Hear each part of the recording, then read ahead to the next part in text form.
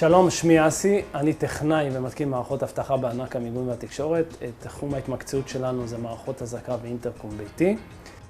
זה גלאי א"פ אינפרה אדום פסיבי.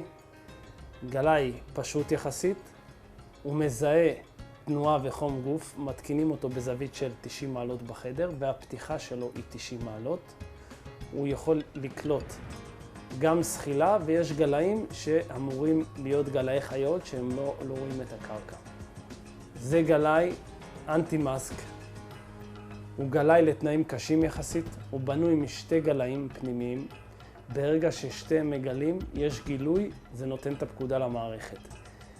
יש מגוון סוגים רחבים בגלאי הזה. זה גלאי שמשולב בו מיקרוגל, אינפרה אדום ונפח.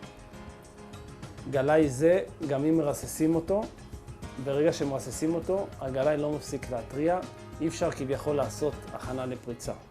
זה גלאי וילון.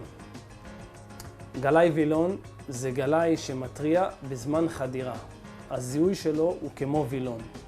הוא רואה בקו ישר ללא פתיחה. ניתן להתקין סוגים כאלה אינדור ואוטדור. יש סוגים שיותקנו פנים הבית כמו גלאי זה, ויש אאוטדור שהם גלאים שונים שהם מזהים את הגנב מחוץ לבית, אבל הם יקרים הרבה יותר. שמחתי שצפיתם בווידאו טיפ שלי על מיגון ואבטחה לבית. לכל מידע כללי אתם מוזמנים להתקשר לטלפון שמופיע על הצג. יום טוב.